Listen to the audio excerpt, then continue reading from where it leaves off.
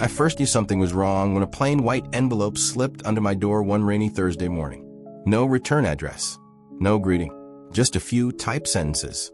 Notice of termination of tenancy. Effective 30 days. Please vacate the premises to allow necessary renovations. I stared at it for a long minute, coffee cooling in my hand. Renovations? Vacate? This was my home. I wasn't just a tenant. I was an owner. 2 years ago, when old Mr. Langford retired and decided to move closer to his grandkids, he sold me 50% of the building, officially recorded, notarized, filed with the county.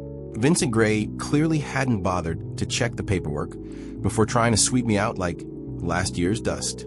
I folded the notice carefully, tucking it into my back pocket. There was no shouting, no confrontation, just a slow, quiet certainty settling into my bones. Vincent thought I was just another renter, easy to push out. He thought wrong, and soon he'd realize just how wrong he was. Ever been treated like you didn't belong in a place you helped build? I stayed quiet at first, but not because I was weak. Stick around. You're going to want to see how this ends. Before the letter, before the meetings, before the whispers in the stairwell, life at Westfield Court was simple. Not luxurious, not perfect, but honest, solid. When I first moved into Unit 1A, the place was barely holding together. The porch sagged like a tired old man. The plumbing rattled if you flushed and turned on the sink at the same time. The hallways smelled faintly of old books and stronger of someone's too heavy aftershave. But it was home, cheap rent, decent neighbors, close enough to the subway. I could still catch the early train into the city for work. I put down roots fast, faster than I'd expected. The building was small, just 4 units stacked 2 by 2. Unit 1, Unit 1B. Mrs. Patel, a retired schoolteacher who loved feeding the pigeons, even though we all begged her not to. Unit 2A. The Youngs, a newlywed couple still learning not to slam the front door at midnight. Unit 2B. Empty most of the time, short-term rentals, cycling through like tumbleweeds. It wasn't fancy. It wasn't curated, but it was real. A community, not just a place to sleep. Mr. Langford, the old landlord, was part of that too. He lived on site until his knees gave out, ran the place like a mix of grumpy uncle and retired handyman. He trusted us, and in turn we kept things decent. We mowed the tiny strip of grass ourselves, shoveled the snow together in winter, split the cost of fixing the busted washing machine in the basement. Nobody drew up a contract. Nobody needed to. It was understood. When Mr. Langford decided to sell, it hit harder than I expected. But he didn't want to gut the place. He didn't want to see it turned into overpriced luxury condos or flipped for quick profit. He wanted someone he trusted to hold on to what the building meant. Someone who would protect it. Someone like me. The deal was simple. He sold 50% ownership to me, officially recorded with the city, and the other 50% to a property investment group he claimed had a decent reputation. I didn't love the idea of strangers owning half the building, but I figured with my name on the deed, my voice would matter. I'd protect what needed protecting. Mr. Langford shook my hand the day we signed the papers. "Don't let him bully you, Ethan," he said. I promised I wouldn't. I meant it. For a while, nothing changed. The building stayed quiet. The Youngs had a baby. Mrs. Patel started leaving birdseed in little jars instead of scattering it by hand. I fixed a broken gutter, painted the front steps. Life rolled on. Simple, steady, good. Then Vincent Gray bought the other half, and the piece cracked wide open. At first, it was little things. The management company started replacing old light fixtures with modern ones. Cheap plastic junk that buzzed and flickered. They repainted the front hallway in a blinding shade of white that looked sterile, clinical wrong. We weren't consulted. We just woke up one day to the changes. I emailed, politely, "Hello, as a co-owner of Westfield Court, I would appreciate being looped into any decisions regarding common area modifications. Thank you, Ethan Lee." No response. Then came new policies posted on the front door. No shoes left outside apartment doors. No decorations on personal balconies without approval. No unauthorized pets. Mrs. Patel's cat became an issue overnight. Again, no discussion. No vote. Just edicts slipped under the door, taped to the mailboxes. The building changed, not overnight, but steadily, like a tide creeping higher. It wasn't mine anymore, not in the way it used to be.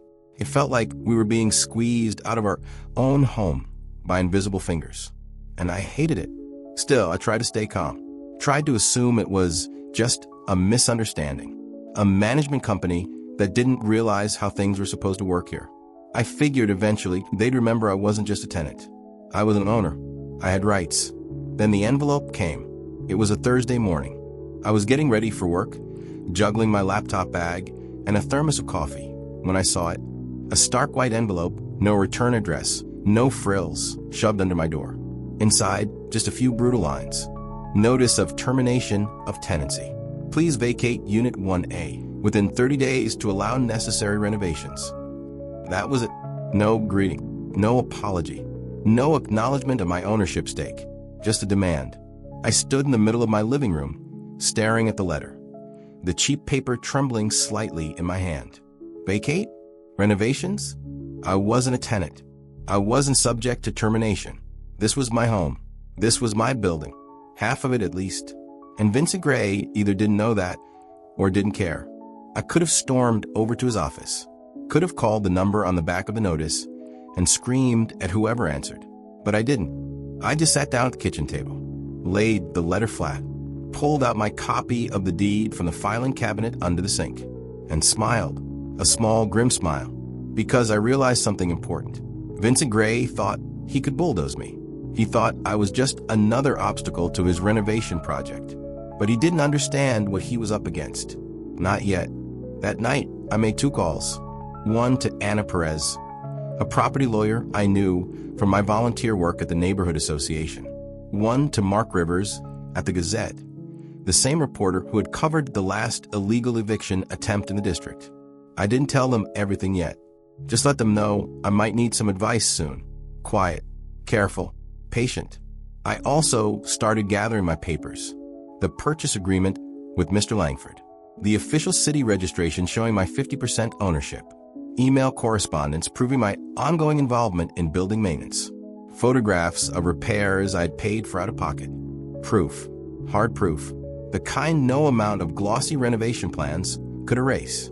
I didn't sleep much that night, kept picturing Vincent Gray, sitting in some sleek office, drawing up plans to modernize Westfield Court, which probably meant gutting it, ripping out the old woodwork, the battered charm, the small dignity the building still held, replacing it with sterile laminate floors and granite countertops no one asked for, all for profit, all at the cost of the people who called it home. I made myself a promise, sitting there in the flickering kitchen light.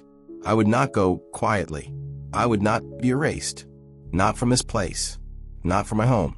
And so the fight began, quiet at first, invisible, like the slow gathering of a storm.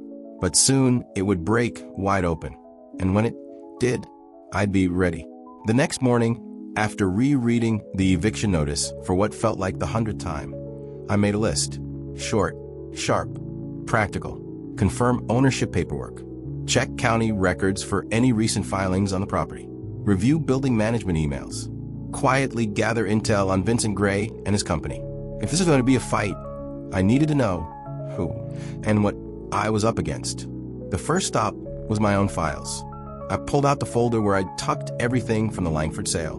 The deed, transfer, the notarized contract, the joint ownership agreement, the city registration documents. All there, all clean, all airtight. No loopholes, no technicalities Vincent could use to pretend I was just a tenant. The law was clear. I owned half this building. Full stop. Next, I went online. The county clerk's website wasn't exactly user-friendly, but I knew my way around it. After 30 minutes of swearing at drop-down menus and broken links, I found what I was looking for. Recent filings. Westfield Court property. There it was. A new application filed 2 weeks ago by a company called Grayline Properties, LLC. Owned, unsurprisingly, by Vincent Gray. Application type. Major renovation permit. Scope.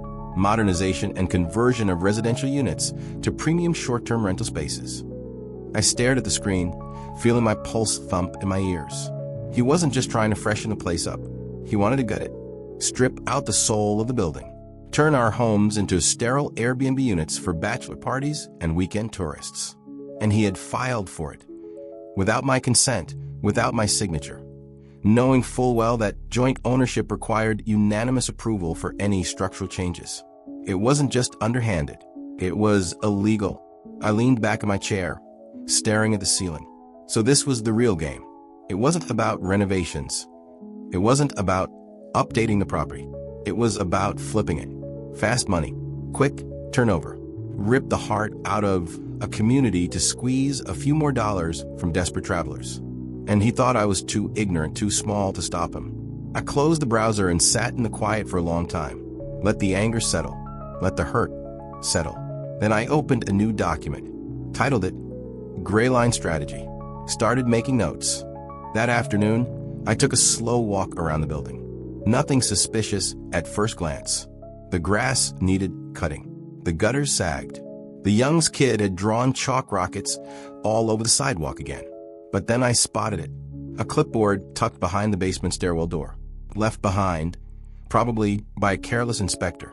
Curious, I slipped on gloves and flipped through the pages. Inspection orders. Renovation quotes. A demolition schedule marked in pencil. Phase 1.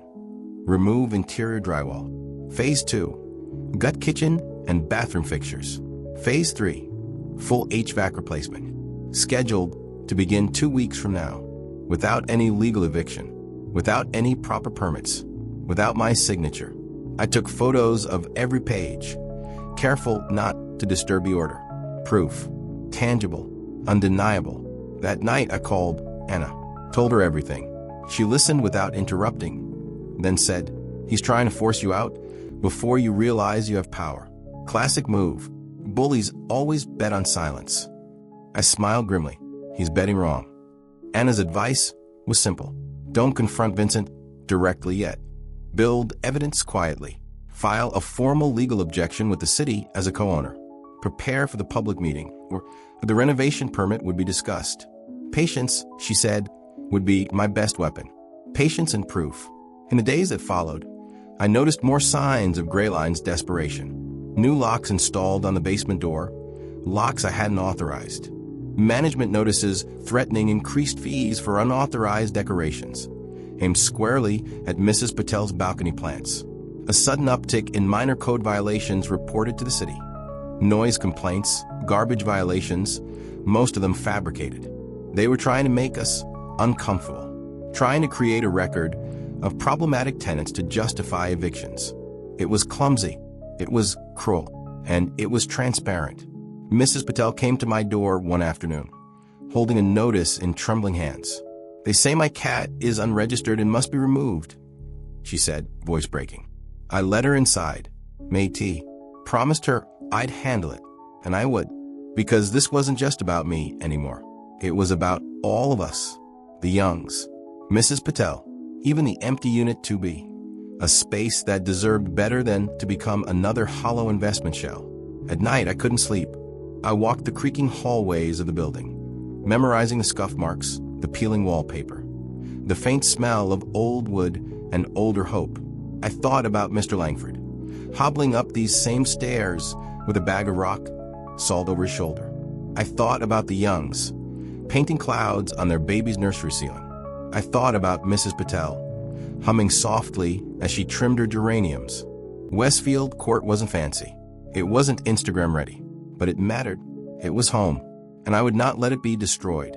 Finally, 3 days before the scheduled public hearing on Gray Line's renovation permit, I made my move. I filed a formal notice of ownership objection with the city's zoning board, citing my 50% ownership, citing the requirement for unanimous consent on major structural changes, citing the lack of proper tenant notifications and evictions, attaching photos, contracts, emails. Anna filed a supplemental complaint on my behalf, warning the city of potential litigation if the renovation was approved unlawfully. The trap was set. Vincent Gray still didn't know it, still thought I was just a scared little tenant, packing my boxes, planning my quiet departure. He had no idea the storm that was waiting for him at that meeting. And I was ready to stand up, ready to make sure that this time Silence wasn't defeat. It was strategy. The strategy that would end his game before it even began. After filing the notice of ownership objection, I knew the next few days would be critical.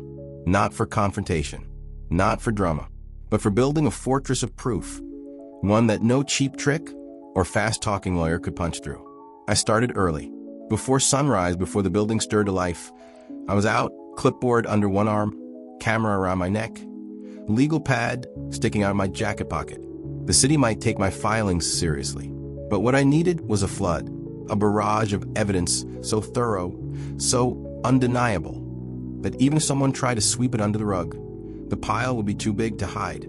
First stop, the physical condition of the building. If Vincent was planning major renovations, he would need to claim there were serious problems, structural damage, health code violations, things that justified displacing tenants. I knew better, but knowing wasn't enough. I needed records. I photographed everything. Every wall, every floorboard, every door hinge, every aging but stable plumbing line. The roof beam still solid under the attic dust. I documented dates, times, locations, condition notes. If a floorboard squeaked, I filmed it. If a faucet dripped, I filmed that too. Minor wear and tear, normal, harmless, fixable. Nothing, absolutely nothing, that warranted gutting the building. Second stop, the tenants. I spent hours sitting with Mrs. Patel and the Youngs, gathering written statements that they had never reported structural problems, that they had never been informed of major code violations, that they had received no legitimate eviction notices prior to the fake one Vincent slipped under my door. Simple, clear testimonies. No exaggeration. Just truth. Hard and clean. Third stop, official records. I pulled the last 3 building inspection reports from the city archives. They told the same story. Minor recommendations for upgrades. No serious code violations. No condemnation warnings. No unsafe structure notices. Vincent couldn't claim the building was falling down, because it wasn't. And now I had the documents to prove it. In between filing and documenting, I installed new cameras, tiny black ones tucked into door frames, stairwells, and the communal laundry room. Motion activated, cloud synced. I wasn't paranoid. I was prepared, because part of me suspected Vincent wouldn't just sit quietly once he realized I was pushing back. And if he tried anything, intimidation, sabotage, harassment, I wanted his every move on tape. Late one night, I caught the first evidence. Checking the camera feeds before bed, I saw it. Vincent's property manager, a weasel-faced man named Carl, walking the halls with a clipboard. He paused at Mrs. Patel's door, bent down, taped something to it. When Mrs. Patel called me the next morning, crying about a new violation notice for unauthorized personal items, her hanging fern baskets, I already knew what had happened. I told her not to worry, told her to leave the fern exactly where it was, and save the footage. Another night, another feed, Carl again, this time photographing the young stroller parked neatly by their door, a fire hazard, according to the notice that appeared 2 hours later. Again, I saved the footage. Again, I added it to the growing file titled Gray Line Harassment Evidence. Meanwhile, Anna was working her own magic. She filed a formal injunction request with the district court, seeking to block any demolition work until ownership disputes were resolved.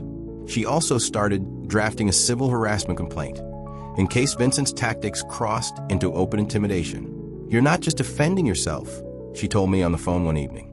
You're documenting a pattern of bad faith behavior. Courts hate bad faith. I smiled grimly into the receiver. Good, because bad faith is all they seem to have. I also pulled together my financial records, proof of contributions to the building maintenance fund, receipts for repairs I personally paid for, new mailbox locks, roof patching, sidewalk salt for winter, emails where Mr. Langford thanked me for keeping the place standing when my knees couldn't. Ownership wasn't just a title on a deed. It was a track record, a history, a reality. I didn't stop there. I requested a public copy of Gray Line's corporate filings. Found out that Vincent Gray had a history.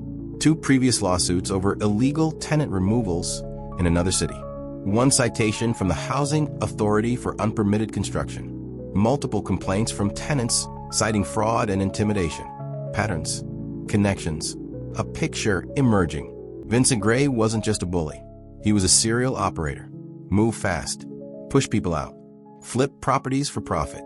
Leave the wreckage behind. One afternoon, as I was reviewing documents at the library, a familiar face slid into the seat across from me. It was Carlos, the handyman Mr. Langford used to hire for odd jobs around the building.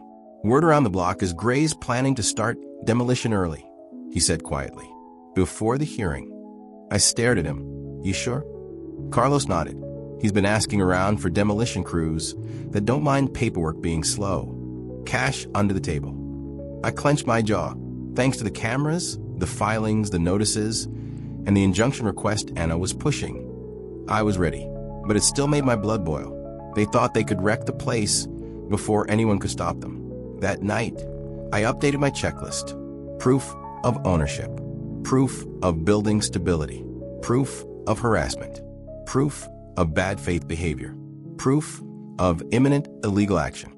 The file was now over 600 megabytes. Videos, photos, documents, sworn statements, public records. Enough to crush Grayline in court. Enough to expose Vincent for what he really was. Sitting by the kitchen window, looking out at the dark, snow-dusted street, I felt a deep, bone-settled calm. Not happiness, not triumph, just calm. The kind that comes when you truly know, that you've done everything right, that the ground you're standing on is solid, and that no amount of money, threats, or bluster can take it from you. The next morning, I packed everything neatly into a waterproof case, labeled it Westfield Defense Master Evidence Archive, placed it carefully by the door, ready for the hearing, ready for the fight, ready to show them, not with shouting, not with rage, but with facts, patience, and truth, that they had picked the wrong person to push around. The thing about people like Vincent Gray is they don't take a quiet no very well. When they realize you're not going to roll over, that you know your rights, your ground, they don't apologize. They double down, harder, faster, meaner. The first sign came 2 days after I filed my ownership objection and injunction request. A notice taped to the inside of the lobby door. Important safety upgrades. Temporary access restrictions in effect. Expect disruptions. No details. No dates. No approval. And absolutely no consultation with me, the co-owner. That afternoon, construction trucks showed up. Unmarked vans. Crews in generic uniforms. No city permits displayed. I watched from my window as they unloaded tools, sledgehammers, crowbars, industrial vacuums. They weren't here for minor upgrades. They were here to start tearing the building apart before the public hearing could stop them. Illegal, aggressive, exactly the kind of desperate move I had been preparing for. I grabbed my camera, jacket, and evidence folder. Walked outside, come as you please. Filmed everything. License plates, equipment, workers hauling drywall panels, even though no renovation permits had been granted. Then I called Anna. Showtime, I said. Anna acted fast. She called the city's emergency building inspection unit, called the police, called the district housing authority. By 4 p.m., 2 building inspectors and 1 uniformed officer were standing next to me on the cracked sidewalk, watching Grayline's hired crew scramble to look busy. One inspector, a sharp-eyed woman named Delgado, flipped through their paperwork, or rather the lack of it. No active permits, she said flatly. She turned to the workers, voice hard. All activity stops immediately. Pack up your tools. Vacate the premises. The foreman started to protest. Delgado cut him off. Unless you want to spend tonight explaining to a judge why you're operating an unlicensed demolition on a co-owned residential property, they packed. Fast. Tails between their legs. Vincent wasn't there in person, of course. Cowards never are when the consequences come knocking. But 2 hours later, he made his presence known. It started with the locks. Somewhere between 8 and 9 p.m., the main building lock was changed. No notice. No new keys issued. The residents, Mrs. Patel, the Youngs, and me, were locked out. Mrs. Patel called me first, near tears. I went for groceries, she said, voice shaking. And now I can't get back inside. I clenched my jaw, keeping my voice steady. I'm on my way. When I got there, the Youngs were already huddled on the porch, their baby crying softly in its stroller. I tried my key. Nothing. Dead. I called the non-emergency police line, explained the situation calmly, explained that I was a co-owner, that the residents were being illegally locked out without notice or cause, that this was retaliation for a legal property dispute. The dispatcher didn't argue. 30 minutes later, 2 officers arrived. It took some back and forth, ID checks, deed confirmation, a call to the city. But in the end, the officers forced the management company to send someone to unlock the door. I filmed everything. Every cold denial, every grudging phone call, every reluctant click of the lock sliding open. Proof. Stacking higher. Inside, the building felt different. Violent. Wrong. Like the walls themselves were holding their breath. We checked every unit carefully. Nothing stolen. Nothing broken. Just that lingering, ugly feeling of intrusion, of violation. I met with the other tenants in the lobby, told them quietly, calmly, that I had filed complaints, that this was retaliation, that it wouldn't stand. They believed me. More importantly, they stood with me. Mrs. Patel pressed my hand. The Youngs nodded grimly. We weren't just tenants anymore. We were allies. The next morning, Grayline fired their first formal shot. A letter from a high-powered law firm, delivered by courier. Notice of immediate termination of co-ownership agreement due to breach of conduct. According to them, my disruptive actions, meaning reporting illegal construction and lockouts, had irreparably harmed the business relationship between myself and Grayline. Therefore, they demanded that I sell my 50% share to them within 7 days at fair market value, a price they conveniently set 30% below appraisal, threatening litigation if I refused. I laughed when I read it, an actual full-bodied laugh. Not because it wasn't serious, but because it was so predictably stupid, so nakedly aggressive, and so easily beatable. I forwarded the letter to Anna. She called me back within the hour. I'll file the response, she said, voice sharp. But just know this is textbook intimidation. They have no grounds to force a sale unless you voluntarily agree. I'm not agreeing, I said flatly. Anna chuckled. I didn't think you would. The rest of the week blurred into a frenzy of escalation. New threatening letters, now accusing me of creating a hostile environment. Notices of random inspections, all of which I blocked by citing co-owner consent rules. Anonymous complaints filed against the building with the housing board, all baseless, all traced back to Grayline's property manager, Carl. Every day, the tactics got nastier. Every day, I documented everything. Emails, calls, photos, videos, building the case brick by brick, not just for my own defense, but for the counterattack that was coming. And then the cherry on top, 2 days before the public hearing, a full page ad appeared in the Pine Grove Weekly. Exciting new upgrades coming to Westfield Court. Modern living luxury finishes, enhanced safety, support progress. At the bottom, Grayline's logo. No mention of co-ownership. No mention of the injunction. No mention of the tenants whose homes they were trying to erase. They were trying to spin the narrative, paint themselves as the heroes, the visionaries, the saviors, and me and Mrs. Patel and the Youngs as stubborn obstacles to progress. I clipped the ad, filed it with the rest, because the truth had weight, and soon I would lay it on the table, piece by piece, page by page, until even Vincent Gray had no choice but to choke on it. Sitting at the kitchen table late that night, my phone buzzing with new threats from Grayline's lawyers, I didn't feel scared, or angry, or even tired. I felt clear, focused, unbreakable, because I knew what was coming next. The hearing, the exposure, the end of their game, and I was ready. The morning of the hearing, the air felt heavier than usual. A gray mist hung over the streets of Pine Grove, wrapping the small downtown courthouse like a warning, or maybe an invitation. Either way, I was ready. I dressed carefully. Dark slacks, crisp button-down shirt, the old, worn leather jacket my father gave me. The one that felt like armor. Not flashy, not arrogant, just solid. The way the truth should look. Anna met me on the courthouse steps. She was already flipping through a thick binder labeled Westfield Court, Ownership Defense. Inside, everything we had gathered over the last brutal few weeks. Evidence, declarations, photos, videos, emails, enough proof to drown Vincent Gray's lies 10 times over. "You good?" she asked.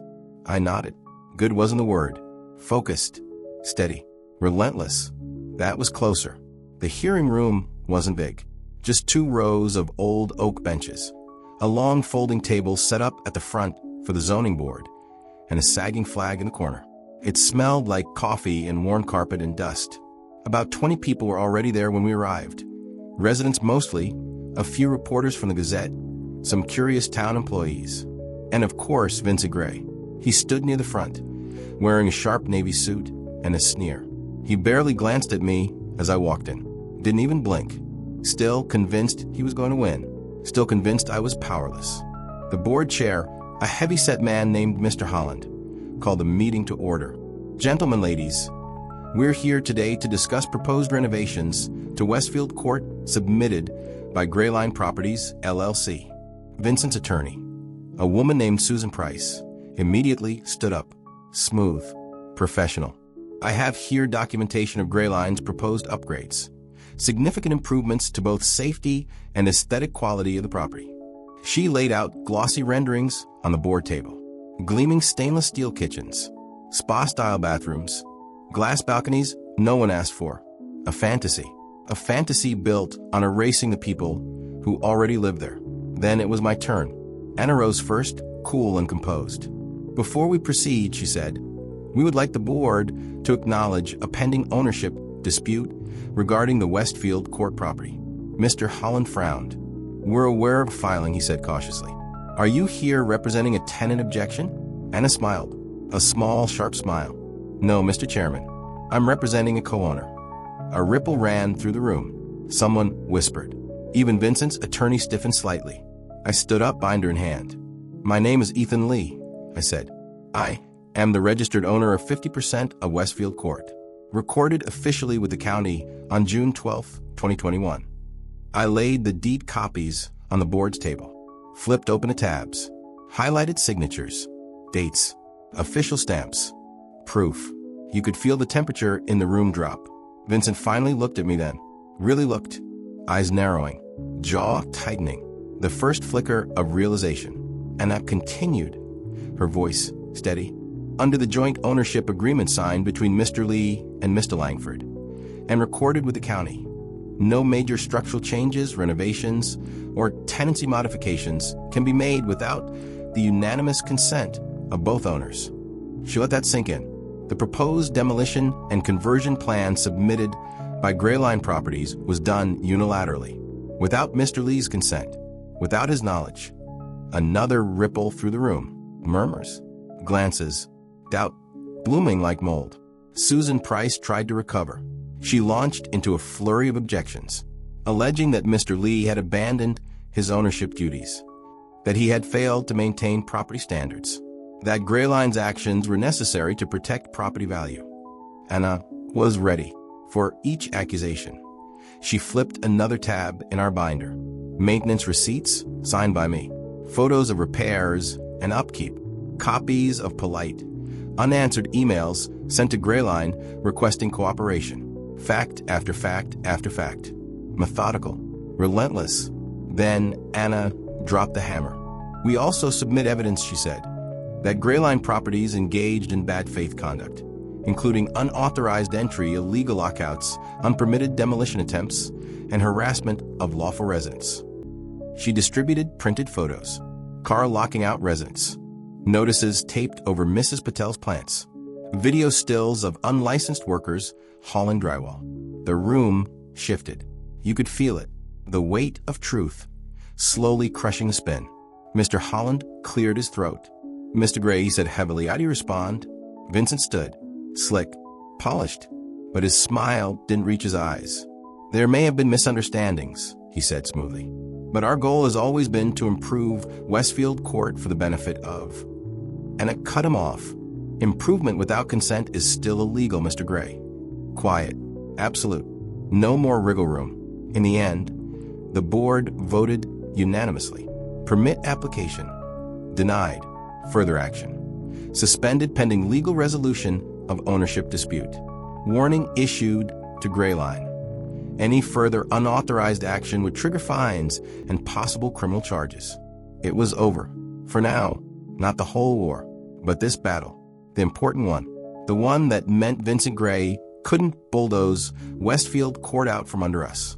As the room emptied, Vincent approached, tense, pale. "You think this is over?" he hissed under his breath. I met his gaze. Calm, steady. "It's over for you," I said. "You just don't know it yet." He didn't answer, just turned and stalked out of the courthouse, shoulders tight, anger radiating off him like heat. Outside, Anna and I stood in the parking lot, breathing in the sharp winter air. "You did good today," she said quietly. I nodded, didn't say anything. There wasn't much left to say. The truth had spoken for itself. And the truth, slow, patient, stubborn, had won. That night, I walked the halls of Westfield Court one more time, touching the railing, running my fingers along the rough paint of the stairwell walls, listening to the sounds.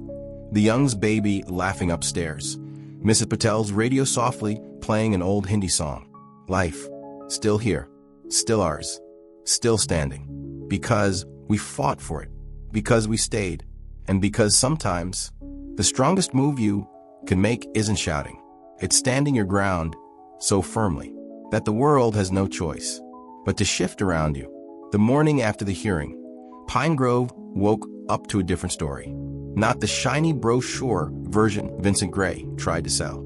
Not the fantasy of luxury upgrades and community revitalization. The real story, ours.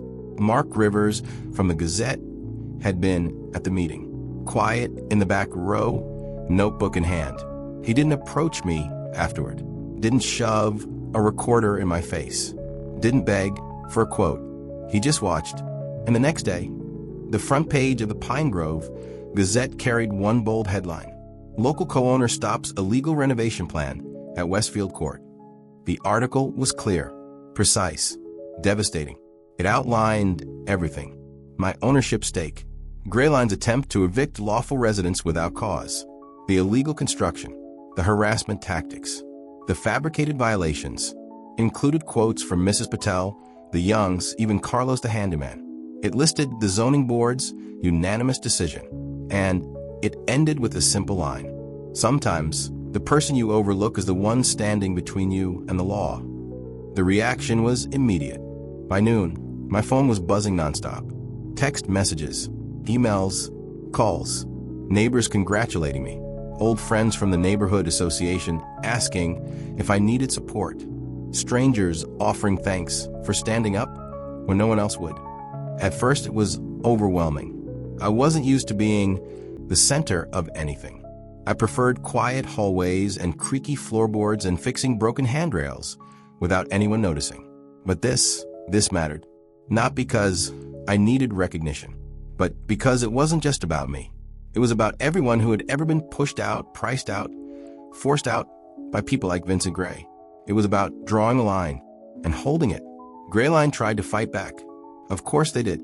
They issued a clarification statement, plastered on their website and sent to every local paper. Grayline Properties remains committed to responsible development and community improvement. Any misunderstandings regarding Westfield Court are being addressed internally. We appreciate the patience of Pine Grove residents as we work toward a resolution. It sounded polished, safe, empty, but the damage was done. And this time no amount of PR spin could clean it up. A week later, the city's housing authority launched an investigation. They requested full records from Grayline's operations at Westfield Court, every notice, every lockout, every harassment report, and I handed them over happily. Meanwhile, the tenants organized, not just Mrs. Patel and the Youngs. Tenants from other buildings Grayline owned started coming forward. Stories of sudden evictions, repairs forgotten, until people moved out. Rent hikes followed by mysterious maintenance fees. It wasn't just Westfield Court. It was a pattern, a business model built on exploitation. And now the town was watching. The next zoning board meeting was packed. Standing room only. Neighbors, reporters, activists, even a few city council members who had started paying attention once the story caught fire. The board's agenda item: discussion of Grayline Properties compliance record and pending investigations. Vincent Gray showed up this time. No choice now. He walked into the room wearing another expensive suit, but he looked different. Tight, pale, cornered. No easy smirk. No dismissive glances. Just a man realizing, maybe for the first time, that his money wasn't going to buy his way out of this. The board chair laid it out calmly. Multiple documented instances of unauthorized construction. Verified harassment complaints.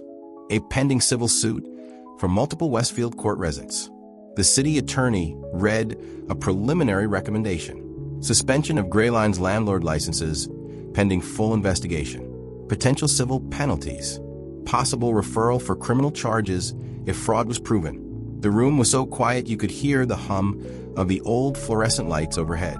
Vincent tried to speak, launched into some rambling defense about miscommunication and regrettable misunderstandings. But it didn't land. Not this time. People didn't believe him anymore because they had seen the proof. They had lived it. One by one, residents stood up to speak. Not just Westfield court folks. People from all over Pine Grove. A single mother evicted after her maintenance requests were lost. An elderly veteran priced out after mandatory renovations tripled his rent. A teacher forced to move when her water pipes burst and no one came to fix them. Their voices filled the room. Tired, angry, steady. A choir of quiet fury. I sat near the back. Didn't speak. Didn't need to. I had already said my piece. Now it was their turn. And they were doing it beautifully. By the end of the meeting, the outcome was clear. Gray Line's operations frozen. Investigations open. Lawsuits pending. Vincent slipped out the side door before the final gavel fell. No victory speech. No handshake tour.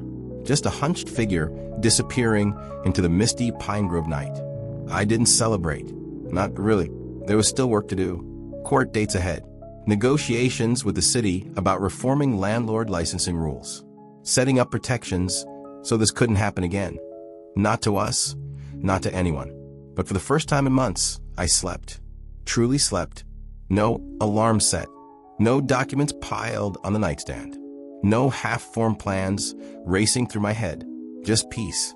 Heavy and honest. Mrs. Patel left a plate of samosas at my door the next morning. The Youngs taped a crayon drawing to my mailbox. A big, lopsided heart with the words, "Thank you, Ethan." Simple things. Small things. But they meant everything. Because that's the real win. Not headlines. Not lawsuits. Not even license suspensions. The real win is knowing you made a place safe again. A place where people matter more than money. Where homes aren't commodities to be flipped. Where silence isn't surrender. It's the gathering of strength. Waiting for the right moment to speak. And when you do, when you finally do, the world moves. Winning feels different when you realize you still have work to do after the cheering stops. For a while after the hearing, Westfield Court was quiet. Almost too quiet. The halls smelled like fresh paint from where the city finally forced repairs that had been neglected for years. The pipes clanged a little louder. Maybe out of protest, maybe out of relief. But underneath the quiet was a question. Now what? Ownership battles can feel like the end when you're in them, but they're just the beginning. Because saving a place isn't the same as fixing it. And if I was serious about protecting Westfield Court, about honoring what it stood for, I couldn't just keep the wolves out. I had to build something stronger inside, something that would last longer than me. It started at the kitchen table, a week after the city suspended Gray Line's landlord license. Mrs. Patel came over with a tin of biscuits. The Youngs followed, the baby toddling between them on unsteady legs. We sat around the table sipping tea, trading tired smiles. No big speeches, no declarations. Just three families who had survived something ugly together, wondering what came next. I took a deep breath.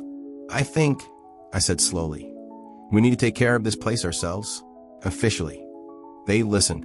I laid out a plan to form a small tenant-owner cooperative for Westfield Court. Not just a group chat, not just good intentions, an actual entity. Resident-managed maintenance fund, shared decision-making on upgrades, rotating stewardship roles, financial transparency, real governance, real investment, real control. At first, they were hesitant. Who wouldn't be? We were just ordinary people, not property managers, not lawyers, not city planners. But then Mrs. Patel set down her tea with a sharp clink and said, "We already fought for this place. Might as well make it ours properly." And that was that. Over the next month, we worked. Harder than I expected. Harder than I thought we could. We held meetings in the drafty basement laundry room, drew up bylaws, voted on budgets, argued about snow removal policies and common area lighting. The Youngs, who knew a guy at a local nonprofit, helped us file the paperwork to register the co-op legally. Mrs. Patel, meticulous and fierce, kept the minutes and managed the maintenance fund with an iron will. And me? I became the reluctant project manager, scheduling repairs, meeting with city officials, writing proposals for minor grants to help with renovation costs. It wasn't glamorous. It wasn't easy. Sometimes it felt downright petty, fighting over whether to plant native shrubs or low-maintenance grass. But it was ours.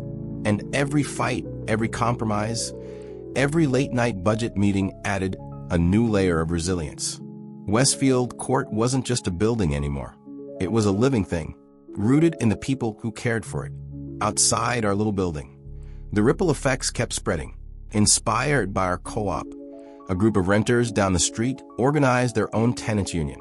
The city council, under growing pressure, started drafting new protections against bad faith evictions. The Gazette ran a follow-up story, Community Over Corporations, how Pine Grove residents took back control. And Grayline? They tried to sell their 50% ownership share. At first, they priced it ridiculously high, hoping to cash out. But after a few months, and a few more fines for code violations they couldn't pass on to us anymore, they lowered the price. And one quiet Thursday afternoon, with little fanfare, the Westfield Court Cooperative bought them out. 100% resident-owned. The day the sale closed, we gathered in the tiny courtyard. No ceremony, no speeches, just a potluck dinner under the flickering security light. Someone brought folding chairs. Someone else dragged out a battered radio. The Youngs grilled burgers. Mrs. Patel made samosas. I contributed a half-hearted coleslaw nobody touched. It didn't matter. We sat there late into the night, talking and laughing. The baby asleep in a makeshift crib made from 2 lawn chairs and a blanket. Ours. Finally completely ours. There were still challenges. Leaks to fix. A roof to eventually replace. Arguments about visitor parking. Living together, really living together, wasn't a fairy tale. It was messy and frustrating and full of compromise. But it was also real. And it was sustainable because we had built it that way, together. One morning, months later, I stood in the hallway, watching sunlight spill through the cracked stained glass window by the stairwell. The walls were still scuffed. The banister still leaned a little to the left. The old radiator clanged and hissed like it had a soul of its own. But the building felt alive, not glossy, not perfect. Alive. I realized standing there that we hadn't just saved Westfield Court from being gutted and flipped. We had saved something more fragile, more rare, a piece of the real Pine Grove, a piece of ourselves. Proof that you didn't have to bulldoze history to build a future. You just had to believe it was worth saving and be willing to do the work. Later that afternoon, I dug out my old toolbox, spent the rest of the day patching a crack in the basement wall. No paycheck, no applause, just the satisfying scrape of plaster against stone. The steady, quiet rhythm of building something real, one careful stroke at a time. Because in the end, that's the only way anything good survives. Not by accident, not by permission, but by people willing to stay, to stand, to rebuild, and to fight, not just against destruction, but for the slow, stubborn work of making something last. Spring came slow to Pine Grove that year. The snow melted reluctantly, like it wasn't sure it was safe to leave yet. The crocuses poked through the soil in small, stubborn bursts. The wind carried that familiar mix of damp earth and old asphalt. Everything felt heavier, older, but alive. I sat on the front steps of Westfield Court, a mug of coffee cooling between my hands, watching the neighborhood stretch awake. Across the street, old Mr. Halverson watered the patchy grass that hadn't seen a decent rain in weeks. A kid zipped by on a scuffed blue bike, training wheels rattling against a curb. The city buses groaned and coughed and rolled by. Life. Ordinary, Beautiful life. The building behind me creaked and settled like an old dog in the sun. Still standing. Still ours. Still home. There was a new brass plaque by the front door now. Simple. Unpretentious. It read, Westfield Court Cooperative. Founded 2024. Resident-owned. Resident-run. A small thing. Maybe meaningless to some stranger walking past. But to us, to Mrs. Patel, to the Youngs, to me it was everything. Proof that you didn't have to be rich, or powerful, or perfect to build something worth keeping. You just had to stay. You just had to care enough not to leave. Inside, the halls were freshly painted a warm beige. Not some sterile corporate white. Not some glossy HGTV gray. Just warm. Lived in. The stairwell windows wore new panes of glass. The laundry room had a donated machine that actually worked without threatening to explode. And every single unit still housed the people who had fought for it. No evictions. No renovations for profit. No ghosts. I thought about everything it took to get here. The first envelope slid under my door. The late nights printing out deeds and city ordinances. The anger I swallowed down. The patience I forced myself to hold. The meetings. The hearings. The quiet, relentless gathering of proof. It would have been so easy to leave. So easy to tell myself it wasn't worth the fight. But it was. God, it was. The world doesn't announce the victories that matter most. No fireworks. No standing ovations. No viral headlines. Just small, stubborn miracles. A woman watering her balcony plants without fear of violations. A couple painting clouds on their baby's nursery ceiling. A man sitting on his stoop with a mug of coffee, listening to the neighborhood breathe. I finished my coffee and stood, stretched the stiffness from my shoulders, picked up the small toolbox resting at my feet. There was a loose railing on the third floor I'd been meaning to fix. No one asked me to. No one assigned it. It was just mine to do, because I was part of this place. Because ownership isn't just a deed in a drawer. It's showing up, over and over and over, even when no one's watching. Halfway up the stairs, I paused, ran my hand along the banister, feeling the old wood worn smooth by decades of hands. Some long gone, some still here. I thought about Vincent Gray, wherever he was now, chasing some other town, some other building, some other quick dollar. I didn't wish him well, but I didn't waste anger on him either. He had his path. I had mine, and mine finally felt like it was leading somewhere real. I tightened the bolts on the railing slowly, methodically. The way you fix things you actually care about. The way you fix things you intend to keep. Later that evening, when the work was done, I sat back out on the front steps. The sky above Pine Grove had turned the color of soft ash and fading light. The streetlights blinked on one by one. Somewhere in the distance, a dog barked. The air smelled like fresh earth and possibility. I closed my eyes for a moment. Let the quiet settle around me. No rush, no pressure, just presence. A weight lifting, a breath let out after holding it too long. And for the first time in a long time, I wasn't waiting for the next threat. I wasn't listening for the next shoe to drop. I wasn't guarding the perimeter of my life like a soldier under siege. I was just here, fully. Finally, Westfield Court would still need work. There would still be leaks, still be drafts, still be disagreements. But it was ours to fix now, ours to fight for, ours to live in. The porch light flickered to life above my head, warm, steady, no fanfare, just the simple, stubborn glow against the gathering dark. And in that moment, that small, quiet, ordinary moment, I understood. Victory doesn't always look like a finish line. Sometimes it looks like a cracked porch under tired boots, a building still standing, a life still rooted, a home still ours. Sometimes the greatest battles end not with trumpets, but with the sound of a screen door creaking open, a kettle boiling on a worn stove, a heart finally, blessedly at rest.